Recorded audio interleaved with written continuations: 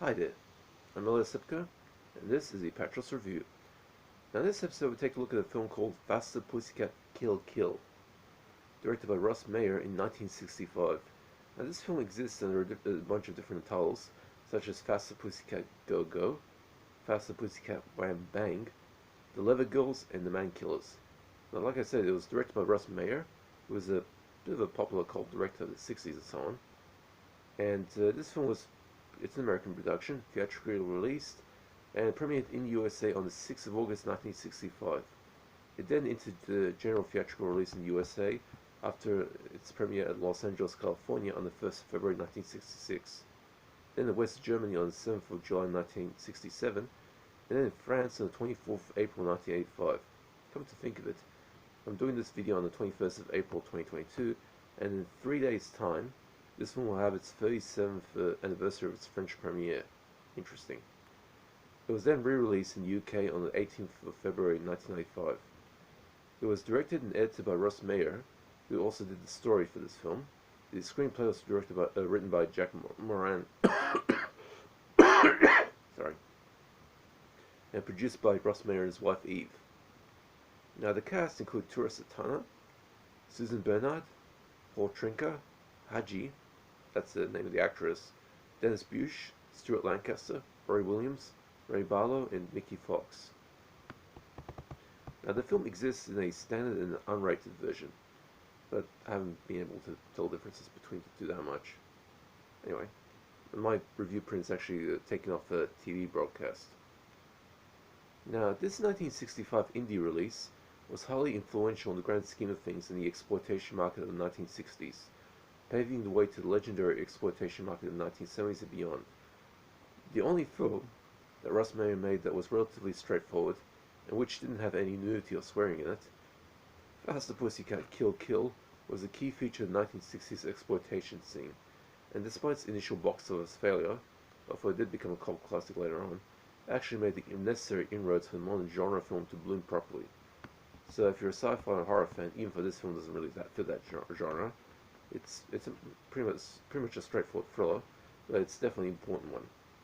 Now for a thriller, it's pretty ludicrous as far as stories go.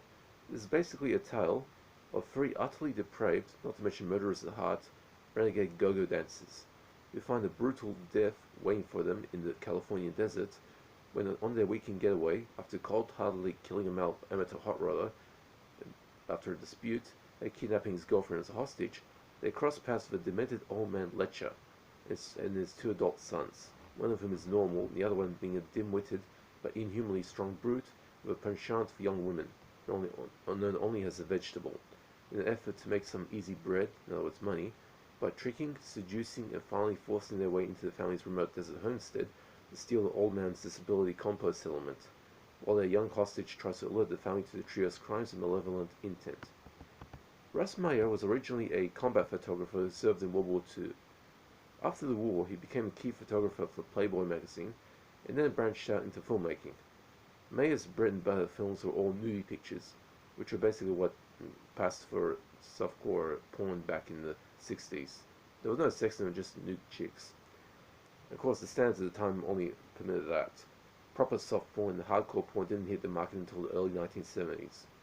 These days, the high critics will remember Meyer for his softcore spoof Beyond the Valley of the Dolls, which was written by a certain notoriously anti-horror film critic named Roger Ebert. You may have heard of him. Made 3 years after Pussycat.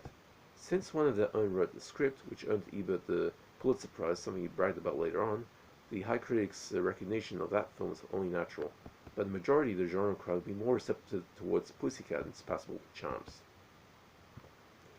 Faster Pussycat Kill Kill was key in turning the drive-in schlock exploitation genre into a much more action-friendly market. Before this film came out, there was not really anything like it, even though it's pretty tame by today's standards. Only 3 years later, George Romero would turn the horror genre onto its head with Night of the Living Dead. But without Pussycat, much of the drive-in exploitation crowd might not have been so receptive, and Night of the Living Dead would only have been popular in Europe, where it was indeed a major hit, instead of being equally big in the USA. As for this particular film, the real star of the demented cast is the legendary Tura Satana, a part Apache, part Japanese actress, whose portrayal of the sadistic karate-chopping massive boot supervillain go-go dancer Varla made her a cult icon. Well, that and her awesome cleavage. I actually have 3 films in my collection with her in it. The Doll Squad and Astro Zombies. She also made more money off this pivotal role by legally owning her likeness, which meant that Meyer and any director who starred in any of their projects had to pay her extra royalties every time they made a fresh poster or used the image in their promotional materials. A pretty smart move on her part, believe me. The film also had a surprisingly strong connection to Meyer's old workplace at Playboy magazine.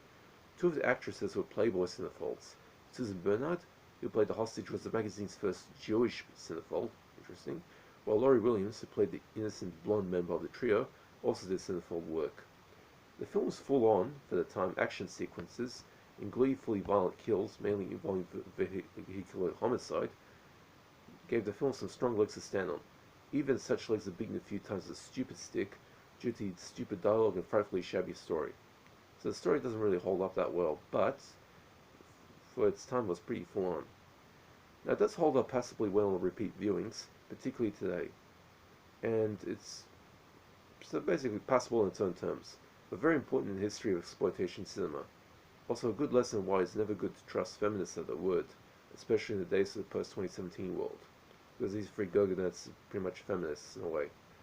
The film sits on a C+, 5 out of 10 Runga migrating weather. Now some trivia notes. Russ Meyer actually devised the title because it's got 3 things in it. Speed, chicks, and death. And the film was even parodied by the Spice Girls. That's funny. For their music video Say You'll Be There, which is probably not even recognized by their typical young fans. This is also one of the favorite movies of John Waters, The Prince of Puke. Now, for gore nudity, like I said, the films are seriously violent for the time, but that being said, there's no gore here. There's plenty of karate chopping, guy getting his back broken by his arms pulled, and some stabbing in the back with a knife, and people being run over. As for nudity, this is the only film in Russ Meyer's catalogue that had no naughty bits in it. Although there is a scene where the trio of bad go-go dancers take a shower in the middle of the desert, their boobage, bummage, and bushage just out of camera frame. Close but no chance of snatching a puff of Varla's cigar. Okay, I hope you enjoyed that. Like I said, Fast Pussycat Kill gets a C+, 5 out of 10. It is available on DVD in both the standard and the unrated versions, so it's pretty easy to find, so you can track it down. And, I mean, of course, my review print I taped off the broadcast of the World Movies back in, I think it was 2016, so. Okay, hope you guys enjoyed that. Now, I don't do requests, but if you have any questions about films or DVDs in general, just hit me up in the comment section and I'll be happy to answer. Take it easy, guys, and see ya.